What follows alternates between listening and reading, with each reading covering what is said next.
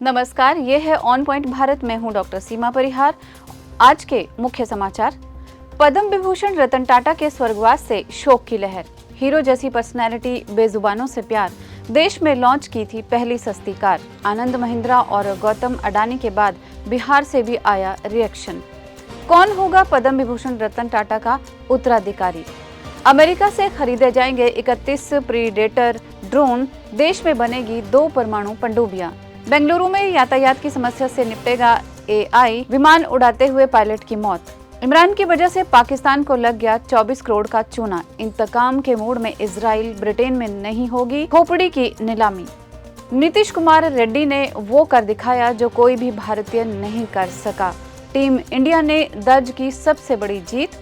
और मौसम विज्ञान विभाग के मुताबिक अगले 5-6 दिनों में पूर्वोत्तर राज्यों में भारी से बहुत भारी बारिश होने की संभावना। और अब समाचार विस्तार से। देश के सबसे बड़े कारोबारी समूह टाटा सन्स के मानद चेयरमैन पद्म विभूषण रतन टाटा का आज 86 वर्ष की उम्र में स्वर्गवास हो गया है। उन्हें बीते सोमवार को तबीयत बिगड़ने पर मुंबई के ब्रीच कैंडी अस्पताल के आईसीयू वार्ड में भर्ती कराया गया था। बता दें कि इससे पहले सोमवार को भी रतन टाटा की तबीयत बिगड़ने की खबर आई थी। हालांकि खुद उन्होंने ऐसी खबरों का खंडन करते हुए कहा था कि मैं ठीक हूं। बहरहाल रतन टाटा के निधन से देश भर में शोक की लहर है। प्रधानमंत्री नरेंद्र मोदी से लेकर रक्षा मंत्री राजनाथ सिंह, महिंद्रा समूह के आनंद महिंद्रा और बिहार के नेता प्रतिपक्ष मुख्यमंत्री तेजस्वी यादव समेत कई हस्तियों ने शोक जताया है। रतन टाटा के निधन से देश भर में शोक की लहर है। प्रधानमंत्री नरेंद्र मोदी से लेकर रक्षा मंत्री राजनाथ सिंह, महिंद्रा समूह के आनंद महिंद्रा और बिहार के नेता प्रतिपक्ष मुख्यमंत्री तेजस्वी यादव समेत कई हस्तियों ने शोक जताया है। पद्म विभूषण रतन टाटा के नेतृत्व में टाटा समूह ने सिर्फ व्यापार करने में ही नहीं बल्कि भारत में स्वास्थ्य सेवा और शिक्षा को बेहतर बनाने में महत्वपूर्ण भूमिका निभाई है। भले ही उनका नाम देश के सबसे अमीर लोगों की सूची में काफी नीचे आता हो, लेकिन रतन टाटा अपने व्यापारिक साम्राज्य और अपनी मजबूत कार्यनीति के लिए जाने जाते हैं। उनके कुछ प्रेरणादायक वक्तव्य हमेशा के लिए अमर हो गए हैं। उनके जवानी के फोटो देखकर आप अंदाजा लगा सकते हैं कि वो कितने हैंडसम थे और फिल्मी एक्टर्स को भी मात दिया करते थे। रतन टाटा के जाने के बाद टाटा समूह की जिम्मेदारी किसके कंधे पर होगी, उसमें कई नाम शामिल हैं।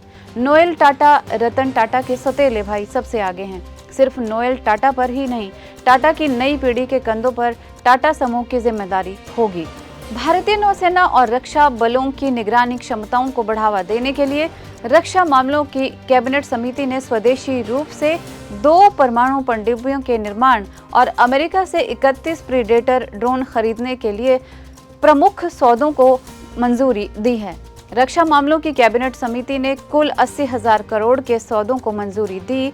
भारतीय नौसेना को 2 परमाणु ऊर्जा से चलने वाली हमलावर पनडुब्बियां मिलेंगी, जो कि हिंद महासागर क्षेत्र में इसकी क्षमताओं को कई गुना बढ़ाने में मदद करेंगी। सूत्रों के अनुसार विशाखापट्टनम में शिप बिल्डिंग सेंटर में 2 पनडुब्बियों के निर्माण का सौदा लगभग 45,000 करोड़ रुपए का है और इसमें लार्सन एंड टूब्रो जैसी निजी क्षेत्र की फर्मों की प्रमुख भागीदारी रहेगी। देश में सबसे ज्यादा यातायात की समस्याओं को झेल रहे शहरों में बेंगलुरु का नाम मुख्य रूप से आता है।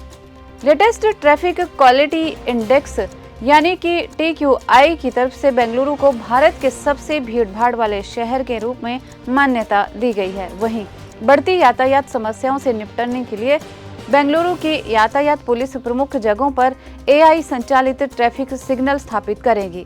बेंगलुरु ट्रैफिक पुलिस के अनुसार AI संचालित सिग्नलों ने शहर की 3 सड़कों पर यात्रा के समय को 20 से 33% तक कम कर दिया है। बता दें कि बेंगलुरु ट्रैफिक पुलिस ने कहा है कि एडॉप्टिव ट्रैफिक कंट्रोल सिस्टम यानी कि BATCS ट्रैफिक प्रभाव को सुव्यवस्थित करने और देरी को कम करने में मदद कर रहा है।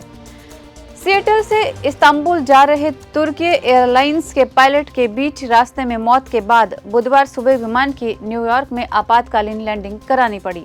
तुर्की एयरलाइंस के प्रवक्ता याह्या उस्तून द्वारा जारी बयान में ये जानकारी दी गई है। आधिकारिक बयान के अनुसार मंगलवार शाम 7:02 पर सिएटल से उड़ान भरने के बाद विमान संख्या 204 के पायलट 59 वर्षीय इलिचिन पेहिवेन रास्ते में बेहोश हो गए थे। इसके बाद उन्हें चिकित्सीय सहायता भी दी गई थी, लेकिन मेडिकल टीम सफल नहीं हो सकी। उधर जेल में बंद पाकिस्तान के पूर्व प्रधानमंत्री इमरान खान की पार्टी द्वारा सप्ताहांत में किए गए प्रदर्शन के चलते राजधानी इस्लामाबाद में करीब 24 करोड़ रुपए की क्षति हुई है। एक मीडिया रिपोर्ट के अनुसार इसमें क्षतिग्रस्त सार्वजनिक और निजी संपत्ति शामिल है। इस्लामाबाद इंस्पेक्टर जनरल कार्यालय द्वारा इस्लामाबाद के मुख्य आयुक्त को सौंपी गई रिपोर्ट में इमरान की पार्टी पाकिस्तान तहरीके इंसाफ के कार्यकर्ताओं और समर्थकों द्वारा सप्ताहांत में किए गए हिंसक प्रदर्शन में जुड़ी जानकारी दी गई है। हिजबुल्लाह के हमलों के बाद इजराइल लगातार लेबनान पर जवाबी कार्रवाई कर रहा है। आज इजरायली सेना ने हिजबुल्लाह के ठिकानों पर सैकड़ों मिसाइलें दागी हैं। आईडीएफ ने बताया कि लेबनान में किए गए इस हमले में 50 हिजबुल्लाह आतंकवादियों को मार गिराया है। इजराइल के इस भीषण हवाई हमलों में हिजबुल्लाह के 6 टॉप कमांडर भी ढेर हो गए थे। समाचार एजेंसी ANI के अनुसार हमलों में अहमद हसन नाजल भी मारा गया है। बिंट जेबिल क्षेत्र की जिम्मेदारी संभाले था और इजराइल पर हमले कर रहा था।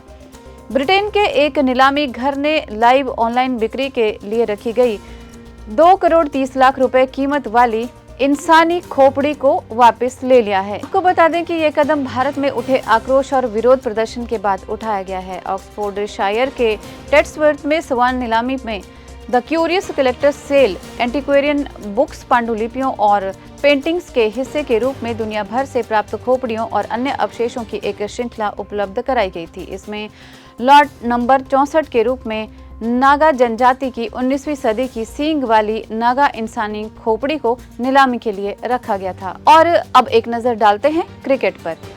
भारतीय टीम के युवा ऑलराउंडर नीतीश कुमार रेड्डी ने बांग्लादेश के खिलाफ दूसरे T20 में 2 बड़ी उपलब्धियां हासिल की है। वो पहले भारतीय खिलाड़ी बने जिन्होंने एक ही मैच में 70 से ज्यादा रन की पारी खेली और गेंदबाजी करते हुए 2 विकेट चटकाए।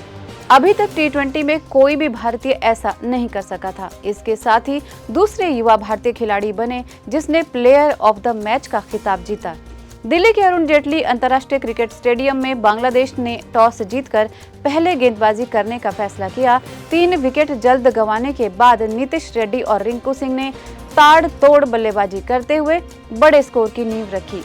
रिंकू सिंह और नीतीश के बीच चौथे विकेट के लिए 108 रन की साझेदारी हुई। इस दौरान नीतीश रेड्डी ने अपना पहला T20 अर्धशतक भी जड़ा।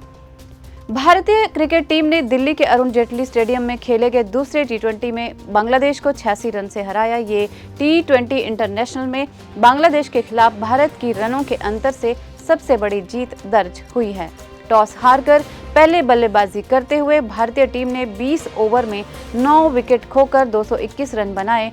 नीतीश रेड्डी और रिंकू सिंह ने अर्धशतक लगाया। जवाब में बांग्लादेश टीम निर्धारित ओवर में 9 विकेट के नुकसान पर 135 रन ही बना पाई। और बात करें मौसम की, तो वर्तमान समय में मौसम का कोई भी भरोसा नहीं है। मौसम में निरंतर बदलाव होता रहता है। भारत मौसम विज्ञान विभाग के मुताबिक अगले 5-6 दिनों में पूर्वोत्तर राज्यों में भारी से बहुत भारी बारिश भी हो सकती है और कहीं मौसम साफ भी रह सकता है।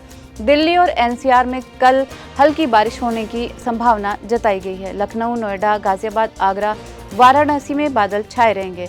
मौसम विभाग के अनुसार उत्तराखंड, पंजाब, हरियाणा और हिमाचल प्रदेश में हल्के से मध्यम भारी बारिश होने की संभावना जताई गई है। आज बस इतना ही। देश और दुनिया से जुड़ी इसी तरह की तमाम जानकारियों को पाने के लिए जुड़े रहिए ऑन पॉइंट भारत के साथ। धन्यवाद।